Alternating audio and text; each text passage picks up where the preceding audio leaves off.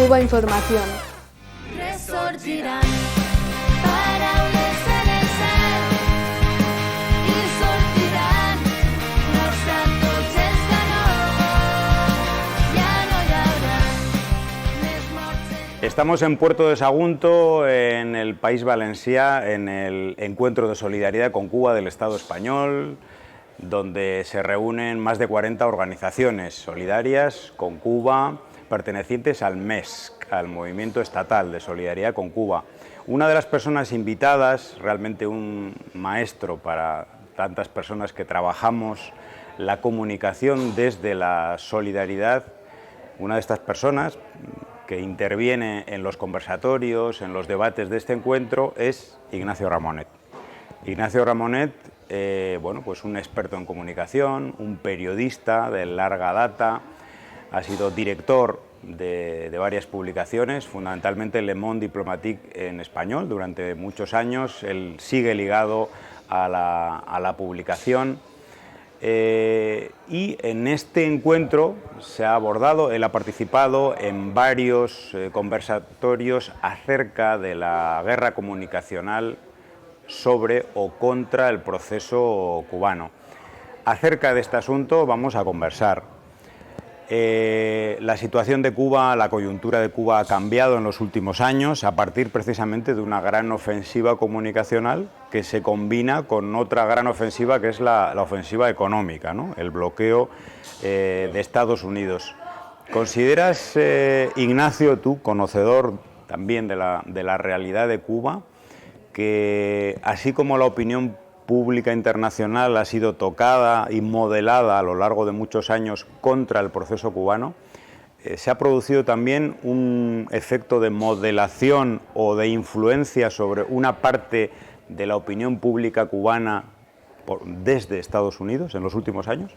Bueno, no cabe duda de que con el tiempo, si quieres, las ofensivas mediáticas sucesivas a lo largo de 60 años han tenido dos objetivos.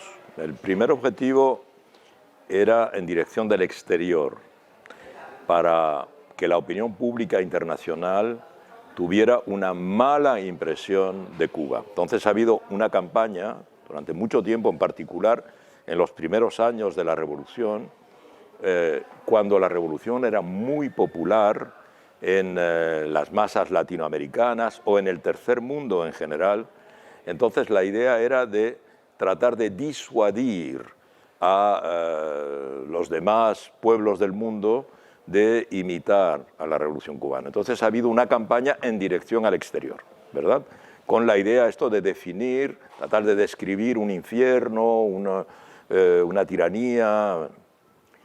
La otra parte, desde el principio también, ha sido tratar de influenciar la opinión pública cubana.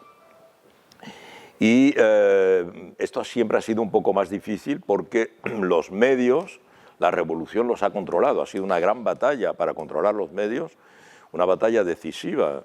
La revolución creó una agencia de prensa que no tenía. En la época las agencias de prensa tenían una influencia colosal en el mundo porque eran las matrices de los medios.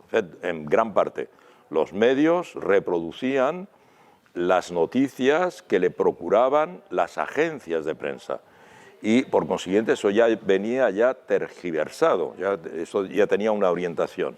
Entonces se creó la agencia Prensa Latina, el Che tuvo una importancia en esta cuestión. Ya durante la guerra revolucionaria se creó Radio Rebelde, que tenía una audiencia colosal en toda Cuba, aunque se emitía desde Oriente, desde la Sierra Maestra. Fidel siempre tuvo una concepción de la influencia de los medios, de la necesidad de la influencia de los medios. Hay una anécdota, si permites que te cuente, hay una anécdota muy conocida de cómo Fidel también era un guerrillero mediático. ¿En qué sentido? Un guerrillero, o diríamos un luchador de judo o de jiu-jitsu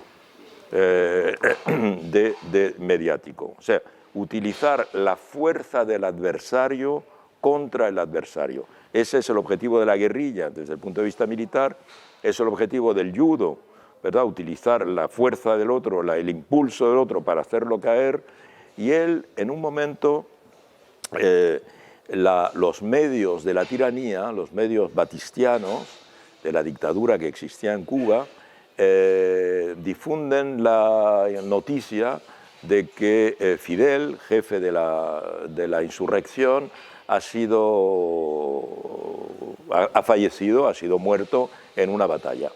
Entonces Fidel, que evidentemente no ha muerto, organiza la venida a Cuba y en particular a su cuartel general de uno de los periodistas más célebres de su tiempo, que se llamaba Herbert Matthews, que era redactor jefe de New York Times. Herbert Matthews era un periodista de leyenda. Había seguido como corresponsal la guerra de Abisinia. Es una guerra que hizo Mussolini contra Etiopía, para conquistar Etiopía en los años 30, 34, 35. Y luego había sido el gran corresponsal de la guerra de España, del New York Times.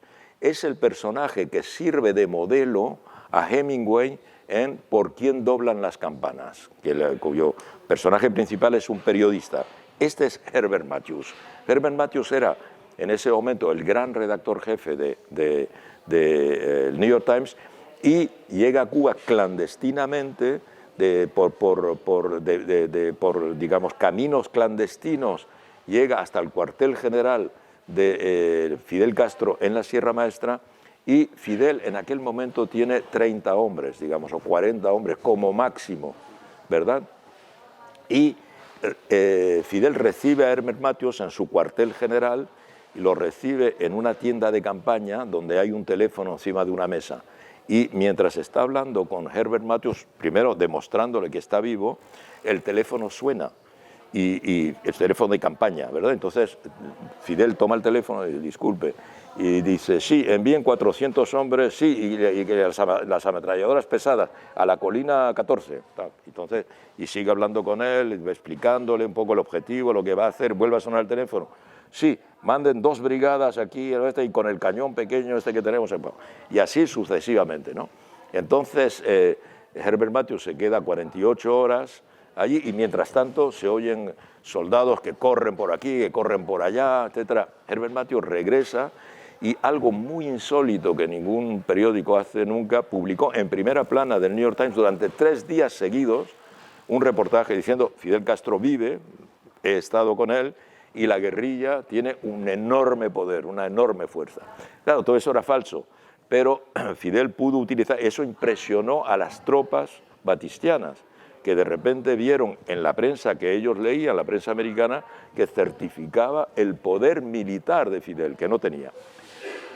Entonces, quiero decir con esto que siempre ha habido una inteligencia mediática por parte de Fidel, que además escribía mucho en la prensa. Cuando él era abogado, antes, en la época de la tiranía, él escribía mucho. Él es un hombre de radio, era un hombre de radio. Acuérdate que él heredó del programa que se hacía en la radio cubana, y que él comunicaba cada semana, tenía un programa para comunicar y defender sus ideas. Entonces, esta concepción mediática le lleva a tener Radio Rebelde, a hacer prensa latina, y por consiguiente a oponer una batalla mediática a la agresión mediática. Entonces, esto se ha hecho a lo largo del tiempo. Cuba ha sabido defenderse, ha sabido comunicar y ha sabido explicar la verdad a su sociedad. Ahora, ¿qué es lo que pasa desde hace unos años? Es que los medios de masas, los medios centrales, ¿verdad?, están hoy día están en regresión, ¿verdad? Cada vez se lee menos la prensa escrita, cada vez o se lee de otra manera, no se lee el papel, los jóvenes no ven la televisión o la ven de otra manera, etc. Entonces, hoy son las redes sociales el medio dominante, y las redes penetran con otra inteligencia. Entonces, ahí sí que por primera vez el adversario está consiguiendo tener audiencia en el seno de la sociedad y está creando, en cierta medida, una opinión pública diferente.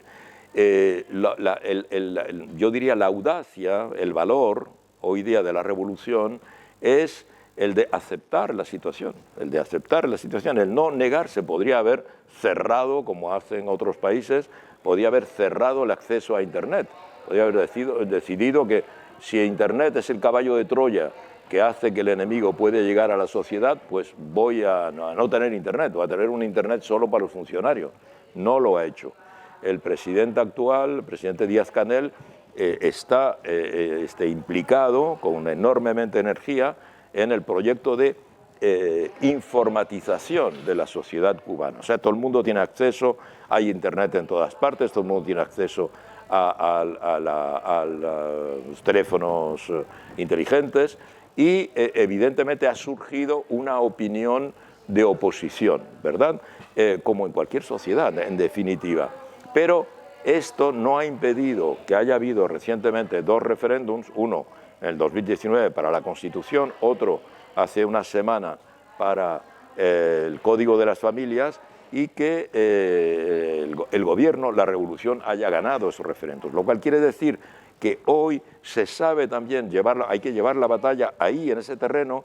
Es mucho más difícil, hay que ser más inteligente que el adversario tiene todos los capitales del mundo para invertir de esa manera. Por eso hemos visto el fenómeno del 11 de julio, protestas recientes, que son fenómenos marginales en una sociedad europea cualquiera, ni siquiera se hubiera hablado porque son protestas muy menores. Pero claro, en Cuba aparecen como algo insólito porque no ocurren todos los días. Pero es el resultado de esta situación nueva, y lo que quiero decir es que las autoridades están teniendo una actitud que es, en mi opinión, inteligente con respecto a esta situación. Hablar de Cuba y no hablar del bloqueo que sufre Cuba es realmente sería impensable, ¿no? ¿Consideras, Ignacio, que el bloqueo a Cuba es un tema silenciado, censurado, minimizado por parte de la hegemonía mediática o de los medios corporativos?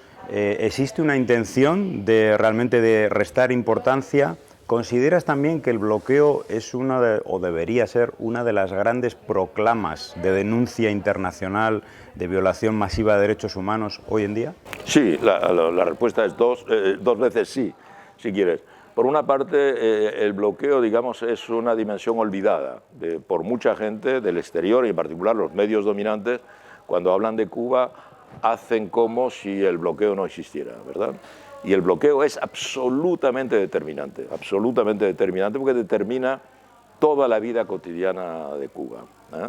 Claro, la gente dice, sí, pero no es un bloqueo, es un embargo, es de Estados Unidos, la Unión Europea no bloquea, América Latina no bloquea, Rusia no bloquea, China no bloquea.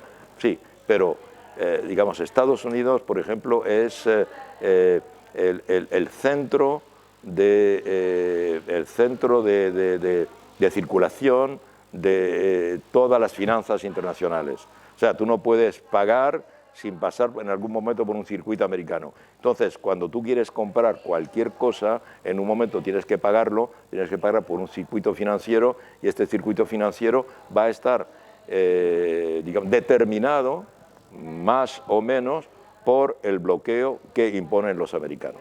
Porque un banco chino o un banco turco no va a querer exponerse a que el Tesoro americano lo sancione, como ha sancionado al Banco de Suiza, a bancos franceses, a bancos alemanes, porque han hecho operaciones con Cuba. Entonces, la Unión Europea sí no bloquea a Cuba, evidentemente no hay una decisión del Parlamento Europeo de bloquear a Cuba, de instalar un embargo a Cuba, pero las empresas tienen mucho miedo y el financiamiento de cualquier inversión a Cuba tiene que pasar por un banco, y los bancos le tienen terror a que los americanos los puedan sancionar con multas tremendas, si no, no pueden operar nunca en Estados Unidos o en las sucursales de los Estados Unidos.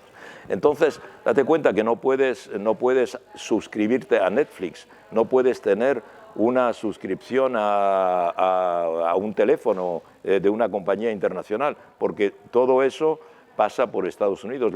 Todo lo que decimos los grandes actores de Internet, no puedes pedirle nada a Amazon, porque Amazon es americano. Entonces no puedes tener una tarjeta de crédito, cualquier tarjeta de crédito está afiliada digamos, a grupos como Visa o como Mastercard, y todo eso está controlado por Estados Unidos. Entonces, directa o indirectamente, en particular en el sector financiero, tienes un bloqueo del 90-95%. Entonces, el bloqueo es absolutamente determinante. Y algo también muy importante que tiene que ver con lo que decíamos antes de los medios, es que los medios lo que van a tratar de hacer es influenciar las mentes. Pero claro, la influencia en las mentes va a ser tanto más fácil cuanto la persona va a estar viviendo en condiciones muy complicadas. Si Cuba no puede importar porque no le dejan pagar la alimentación, o no le dejan pagar los medicamentos, o no le dejan pagar el petróleo, entonces hay muchas dificultades de la vida cotidiana. Para tomar un autobús tienes que hacer horas de cola, para comprar un producto alimentario es posible que esté racionado, para medicamentos a veces de base no los hay. Y la reacción de cualquier persona en cualquier país del mundo es decir, la culpa la tiene el gobierno, porque para eso gobiernan. Pero en realidad la culpa la tiene, más allá del gobierno, el bloqueo. Entonces, si a la vez que tú vives condiciones muy difíciles, te están diciendo que es el sistema, es el socialismo, son los gobernantes, etcétera, pues evidentemente estás trabajando en un terreno más propicio para aceptar ese discurso subversivo. Por eso es verdad que hay dos discursos que van en la misma dirección: el bloqueo y el ataque mediático, el ataque psicológico.